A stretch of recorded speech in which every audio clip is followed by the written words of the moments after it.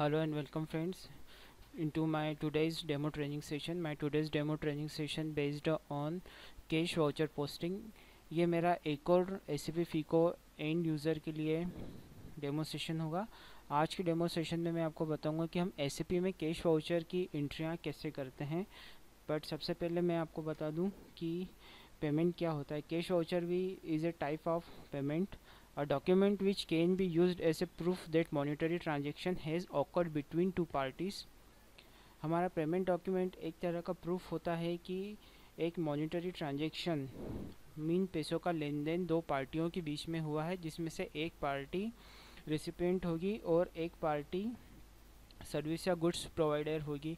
In business a payment voucher can be used for a variety of purpose, sometimes taking a place of cash in a transaction, acting as a receipt or indicating that an invoice has been approved for payment। किसी भी business में payment voucher different varieties के होते हैं। ये basically दो type के होते हैं। पहला होता है हमारा बैंक वाउचर और दूसरा होता है हमारा कैश पेमेंट का वाउचर। तो बैंक पेमेंट वाउचर की एंट्री में अपने प्रीवियस डेमो सेशन में आपको बता चुका हूँ। आज मैं आपको कैश पेमेंट वाउचर की एंट्रियाँ SAP में बताऊँगा। बट सबसे पहले हम देख लेते हैं कि PT कैश क्या होती है, क्योंकि जो फंड हम मैनेज करते हैं कैश वाउचर के लिए या फिर कैश पेमेंट डिसबर्समेंट के लिए, उसे हम PT कैश बोलते हैं। So let's see what is the PT cash. PT cash is a small fund of cash kept on hand maintain by accounts for reimbursement और purchase to small expenses of company. जैसे कि इस definition से साफ हो रहा है, PT cash एक स्मॉल फंड होता है जो कि अकाउंट्स या कस्टोडियन डिपार्टमेंट के द्वारा मेंटेन किया जाता है कंपनी के स्मॉल परचेसेस और खर्चे के लिए। अब PT cash fund provide convenience for small transaction for which issuing cheque may not be feasible. PT cash का यूज़ हम उन ट्रांजेक्शन में करते हैं कि जिस ट्रांजेक्शन में हम या तो चेक रेज नहीं कर पाते हैं या फिर हम सीधे सीधे किसी भी पार्टी को बैंक के थ्रू पेमेंट नहीं कर पाते हैं। कैश वाउचर में फ़ंड का यूटिलाइजेशन क्विक तौर पर होता है। अब मैं आपको कैश वाउचर और इसके स्पेसिफिकेशन बता देता हूँ। A cash voucher is a standard form used to document a cash payment when someone wants to withdraw cash from the cash fund, then that person fill out the cash voucher to indicate the reason for the withdrawal। जैसे कि हमारी शुरू की दो लाइनों से clear हो रहा है, a cash voucher is a standard from use to document a cash payment. Cash voucher एक स्टैंडर्ड फॉर्मेट होता है कैश पेमेंट करने के लिए, जिसमें कि हमें यह बताना होता है कि ये कैश हम किस एक्सपेंसेस के लिए या फिर हमने किस सर्विसेज के अगेंस्ट हम दे रहे हैं, और इसके ऊपर जिसे हमने कैश दिया है उसके साइन होंगे, और जो इस कैश वाउचर को इशू कर रहा मीन्स अकाउंट डिपार्टमेंट, उसके भी इसमें साइन होंगे। PT cash is small fund of kept and hand maintain by custodian for purchase और reimbursement too small to be worth submitting to the more rigorous purchase and reimbursement procedure of a company और institution.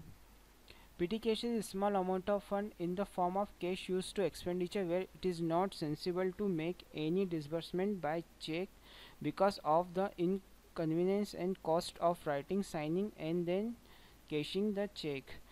जैसे कि आपकी company है, उसमें एक example के तौर पे मैं आपको बता रहा हूँ, और उसमें कि एक व्यक्ति आपके वेंडर से आपका कुछ मटेरियल लेके आ रहा है, तो इसमें आप सर्विस रिसिपिएंट होंगे और जो ट्रांसपोर्टर आपका गुड्स लेके आ रहा है वो सर्विस प्रोवाइडर होगा। अब अगर वो सर्विस प्रोवाइडर एक स्मॉल स्केल का है जिसे कि आप चेक नहीं दे सकते हैं और वो आपका रेगुलर सर्विस प्रोवाइडर नहीं है, तो इस कंडीशन में हम यहाँ पर कैश वाउचर के थ्रू उसे पेमेंट कर देंगे। पहली कंडीशन ये। दूसरी कंडीशन ये है कि जैसे अगर आपके प्लांट या कंपनी में कुछ गेस्ट आ रहे हैं और आपको उनके लिए लंच परचेस करना है, तो इस कंडीशन में भी हम हमारा PT कैश फंड से ही करेंगे। बेसिकली PT कैश का यूज़ किसी भी ऑर्गेनाइजेशन के स्मॉल स्केल के एक्सपेंसेस को फुलफ़िल करने के लिए किया जाता है। ठीक है, ये हमारा कैश वाउचर उसका सिग्निफिकेशन क्लियर हुआ है। अब मैं आपको इसकी 3 एंट्रियाँ बताऊंगा। पहली एंट्री रहेगी receipt from bank, second entry रहेगी पेमेंट टू वेंडर और थर्ड एंट्री रहेगी amount transfer from cash to GL. Okay, चलिए हम एसएपी में चलते हैं। कैश वाउचर की एंट्री करने के लिए हमें FBCJ टी कोड का यूज़ करना पड़ेगा। मैंने यहाँ पे FBCJ का यूज़ करा तो आप देख सकते हैं कि कैश जनरल वाउचर मेरे यहाँ पे विंडो पॉपअप हुआ है। अब मैंने इसमें कल की डेट में एंट्रियाँ करी थी, अब मैं आज टुडे की डेट में इसमें एंट्रियाँ करूँगा। तो आज की डेट में मेरा ओपनिंग बैलेंस है 12,000, ठीक है। यहाँ टोटल कैश रिसिप्ट मुझे कुछ नहीं हुआ है, यहाँ पे भी ज़ीरो है, कैश पेमेंट भी ज़ीरो है, तो मेरा क्लोजिंग बैलेंस है 12,000। सबसे पहले मैं आपको कैश पेमेंट की एंट्री बता देता हूँ। रिसिप्ट फ्रॉम बैंक, अब पिटी कैश रिसिप्ट फ्रॉम बैंक मतलब हम हमारे बैंक अकाउंट से कुछ पैसे विड्रॉ करके हमारी कंपनी के पिटी कैश में हम मिला रहे हैं। तो सबसे पहले हमें यहाँ पे FBCJ के कॉन्फ़िगरेशन में सारे बिजनेस ट्रांजैक्शन कॉन्फ़िगर करने पड़ेंगे। मैंने ऑलरेडी बिजनेस ट्रांजैक्शन कॉन्फ़िगर करे हैं, तो ये मेरा सिर्फ एंड यूज़र का डेमोस्ट्रेशन है, इसलिए मैं आपको सिर्फ इसमें एंट्रियाँ बताऊँगा। तो कैश रिसिप्ट फ्रॉम बैंक, ये मैंने बिजनेस ट्रांजैक्शन यहाँ सिलेक्ट करा है। मैं यहाँ पे 5,000 रुपये बैंक से अपने पिटी कैश में ट्रांसफ़र करूँगा या फिर हम बोल सकते हैं कि हम 5,000 रुपीज़ हमारे बैंक अकाउंट से विड्रॉ करेंगे हमारे पिटी कैश के लिए। जीएल में यहाँ पे लूँगा, तो जीएल मुझे यहाँ पे बैंक का देना है बिकॉज हम बैंक से पैसे विड्रॉ कर रहे हैं। टैक्स में लिखेंगे रिसिप्ट फ्रॉम बैंक, टैक्स हमारा रहेगा फॉर अगस्त 2017। वेंडर कस्टमर में हमें यहाँ पर कुछ भी इनके वेंडर नंबर या कस्टमर नंबर नहीं डालना है बिकॉज यहाँ पे हम जीएल से एंट्री कर रहे हैं। नेट अमाउंट अगेन मुझे यहाँ पे 5,000 एंटर करना पड़ेगा। रेफरेंस यहाँ पे जो भी मैं जिस चेक के अगेंस्ट जिस भी चेक से मैं ये अमाउंट विड्रॉ कर रहा हूँ यहाँ पे मैं वो चेक नंबर डालूँगा। तो जैसे मेरा चेक नंबर है 7856, मैंने यहाँ पे चेक नंबर डाल दिया है। मेरा बेसिक अमाउंट है 5,000 का, ये मैंने यहाँ पे बेसिक अमाउंट 5,000 लिया है। बिज़नेस एरिया आप हमें इंटर करना मैंडेटरी है बिकॉज़ ये हमें ये बताएगा कि जो भी खर्चा हम कर रहे हैं वो हमारे ऑर्गेनाइजेशन के किस ब्रांच या किस प्लांट के लिए है। बिकॉज एक सपोज़ कीजिए जैसे आपकी ऑफिस आपकी कंपनी की 2 ब्रांच है, एक सिटी ए में, एक बी में है और एक सी में है, तो तीनों का business area, cost centre, profit centre different रहेंगे।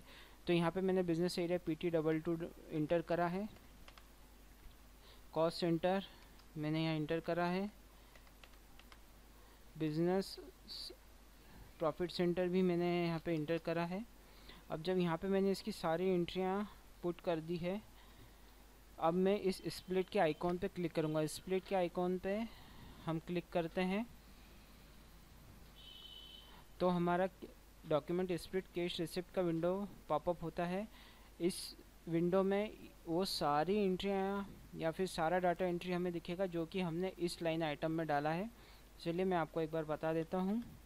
ये हमारा आइटम टेक्स्ट था, ये नेट अमाउंट हुआ, असाइनमेंट फॉर पिटी कैश, ये मेरा बेस अमाउंट हो गया। बिज़नेस एरिया, कॉस्ट सेंटर, ये मेरा कंपनी कोड और ये मेरा प्रॉफिट सेंटर। अब मुझे इस एंट्री को सेव करना है, तो सबसे पहले मैं इस लाइन आइटम को सिलेक्ट करूँगा, देन मैं कॉपी पर क्लिक करूँगा। अब देख रहे हैं कि यहाँ पे एक रेड कलर का आइकन आ गया। अब जैसे इस आइकन पे क्लिक करेंगे तो यहाँ पे लिखा रहा है entry recorded not saved, mean हमारी एंट्री अभी सिर्फ SAP में पार्क हुई है, पोस्ट नहीं हुई है, हमें इसे पोस्ट करना होगा।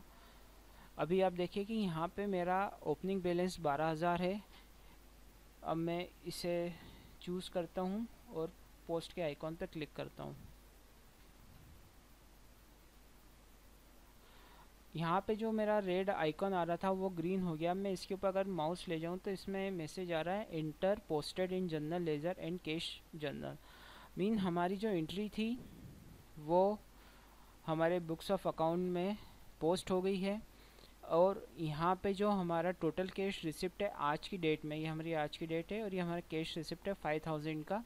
तो हमारा टोटल क्लोजिंग बैलेंस 17000 हो गया, जो कि पहले 12000 था। अब मुझे एंट्री देखना है तो मैं इसके ऊपर डबल क्लिक करूँगा तो ये एंट्री हमें डिस्प्ले हो जाएगी। ये रहा मेरा डिस्प्ले एंट्री का। कैप के ऊपर आप क्लिक कीजिए तो ये आपके एंट्री की टोटल इसमें इंफॉर्मेशन आ जाएगी। डॉक्यूमेंट हेडर डेटा का विंडो पॉपअप हुआ है। ये मेरा कैश ऑन हैंड मतलब मेरा पीटी कैश 5000 से डेबिट हुआ है और एसबीआई करंट अकाउंट जो कि मेरा बैंक अकाउंट है जिसमें से मैंने अमाउंट विड्रॉ करा है चेक नंबर 7856 से। ये मेरा प्रॉफिट सेंटर हो गया और ये मेरा नरेशन हो गया कि मैंने अगस्त 2017 के लिए 5000 रुपये विड्रॉ करे हैं। ओके फ्रेंड्स, तो ये हमारी फर्स्ट एंट्री हो गई है। अब मैं आपको हमारी सेकंड टाइप की एंट्री बताता हूँ, पेमेंट टू वेंडर। ठीक है, अगेन हम हमारा FBCJ में आते हैं, बट पहले हमने यहाँ पे कैश रिसिप्ट करा था। अब हमें यहाँ पे कैश पेमेंट के विंडो पे क्लिक करना होगा। अगेन बिजनेस ट्रांजैक्शन, जैसे मैंने आपको बताया था कि हर एक ट्रांजैक्शन के लिए आपको बिजनेस ट्रांजैक्शन सेट कर कॉन्फ़िगर करना रहेगा। तो मैंने यहाँ पे बिजनेस ट्रांजैक्शन ऑलरेडी कॉन्फ़िगर करा है, बिकॉज बिना बिजनेस ट्रांजैक्शन कॉन्फ़िगरेशन के FBCJ वर्क नहीं करेगा। पेमेंट टू वेंडर अमाउंट मैं दे रहा हूँ 2500 रुपये का। GL में मैं कोई भी GL इंटर नहीं करूँगा क्योंकि मैं वेंडर को पेमेंट कर रहा हूँ। रिसिप्ट में मैं लिखूँगा फॉर कुरियर एक्सपेंसेस, टैक्स रहेगा फॉर जुलाई 2017 बिल। वेंडर मेरा रहेगा, मुझे वेंडर कोड 203 डालना है क्योंकि मैं अपनी इस वेंडर को पेमेंट कर रहा हूँ और इस मेरा वेंडर कोड है 203।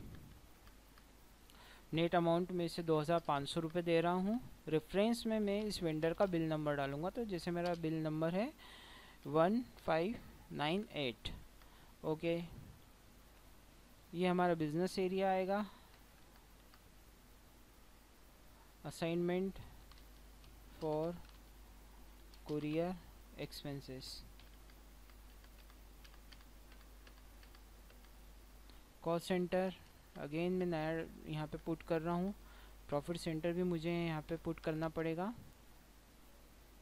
अब मैंने इस एक लाइन आइटम में सारी एंट्रियाँ पोस्ट कर दी है, सॉरी सारा डाटा मैंने इसमें इंटर कर दिया। अब मुझे इस एंट्री को पहले पार्क करना है, देन मैं इसे पोस्ट करूँगा। तो इसको पार्क करने के लिए मैं स्प्लिट आइकॉन पे क्लिक करता हूँ। तो इस स्प्लिट आइकॉन पे क्लिक करने के बाद में जो विंडो पॉपअप हुआ है वो डॉक्यूमेंट स्प्लिट कैश एक्सपेंसेस का विंडो पॉपअप हुआ है। अगर मैं इस स्प्लिट आइकॉन पे क्लिक नहीं करूँ और यहाँ पे अगर मैं 2 एंट्रियाँ और डाल दूँ तो ये सारी एंट्रियाँ कंबाइन हो जाएगी। इसमें 3 लाइन आइटम की एंट्री हो जाएगी, जो कि मुझे यहाँ पे हमेशा मुझे अभी इस एंट्री में सिर्फ 1 लाइन आइटम की एंट्री लेना है, इसलिए मैंने इसे यहाँ पे स्प्लिट करा है। अब मैं एक बार सारा डाटा चेक कर लेता हूँ। पेमेंट टू वेंडर है मेरा बिजनेस ट्रांजेक्शन टाइप, अमाउंट है 2500 रुपये, जुलाई 2017 का बिल है, नेट अमाउंट 2500 है, कुरियर एक्सपेंसेस में दे रहा हूँ। अगेन मैंने सारा डाटा मेरा सही है, चेक कर रहा है मैंने। देन अब मैं इस लाइन आइटम को सिलेक्ट करूँगा, देन कॉपी पे मैं क्लिक करूँगा। आप देख रहे हैं कि यहाँ पे एक रेड कलर का आइकॉन इंटर हुआ, मतलब हमारा कैश की एंट्री अभी से पाक हुई है, एंट्री रिकॉर्ड हुई है, बट ये सेव नहीं हुई है। अभी भी मैं यहाँ पे कुछ डाटा चेंज कर सकता हूँ, जो कि मैंने पहले डाटा इंटर नहीं करा होगा, बट हमने चेक करा हमारा सारा डाटा इंटर है। देन मैं इसे सिलेक्ट कर रहा हूँ और मैं ये पोस्ट पे क्लिक कर रहा हूँ। यहाँ पे अगेन एक ग्रीन आइकॉन आया है, मतलब entry post in general ledger and cash ledger. अब मुझे एंट्री का व्यू करना, जैसा कि आप इस एंट्री में देख रहे हैं, यहाँ पे 2500 से मेरा कैश इन हैंड क्रेडिट हुआ है और XYZ कुरियर सर्विसेज डेबिट हुई है। अब हम वापस बैक आते हैं FBCJ में। यहाँ पे आप ये अभी जो हमने पेमेंट एंट्री करी है उसका आप इम्पैक्ट देख रहे हैं। यहाँ पे टोटल कैश पेमेंट 2500 रुपये हुआ है और कैश रिसिप्ट हमारा 5000 था, ओपनिंग बैलेंस 12000 था। तो अभी क्लोजिंग बैलेंस मेरे पास में बचा है 14500 रुपये। ओके, अब मैं आपको इसका थर्ड टाइप की एंट्री बताता हूँ, जिसमें कि हम सीधे जीएल में हमारा पेमेंट ट्रांसफ़र करेंगे। इसमें हम वेंडर को पेमेंट नहीं कर रहे हैं। ओके, तो अब जो मैं आपको जीएल की एंट्री बता रहा हूँ वो पोस्टेज एंड कुरियर एक्सपेंसेस की है। सपोज़ कीजिए जैसे कि जुलाई महीने में मैंने 300 रुपीज़ का स्पीड पोस्ट करे, तो अब स्पीड पोस्ट के लिए तो हम वेंडर ओपन कर नहीं सकते हैं, तो इसके लिए हम डायरेक्ट एंट्री करेंगे पोस्टेज एंड कुरियर एक्सपेंसेस में। तो मैं मेरा बिजनेस ट्रांजेक्शन यहाँ पे पहले पुट कर लूँ। मेरा अमाउंट है 300 रुपये। जीएल मुझे यहाँ पे एंटर करना पड़ेगा। ये मेरा जीएल है पोस्टेज एंड कुरियर एक्सपेंसेस का। तो for speed post July 2017, vendor में हमें कोई डाटा एंटर नहीं करना है। 300 रुपीज़ हमें अगेन अमाउंट यहाँ एंटर करना है। यहाँ पे हमें लिखना है फॉर स्पीड पोस्ट। रेफरेंस भी हमारा स्पीड पोस्ट के लिए रहेगा। PT22 हमारा बिजनेस एरिया, हमारा असाइनमेंट,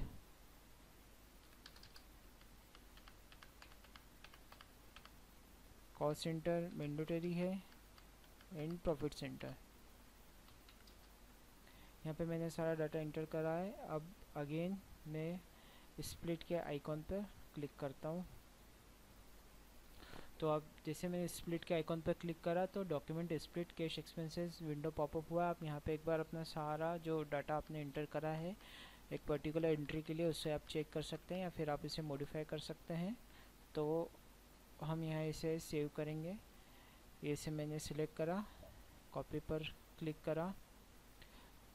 अगेन हमें रेड आइकॉन बता रहा है कि एंट्री रिकॉर्डेड नॉट सेव।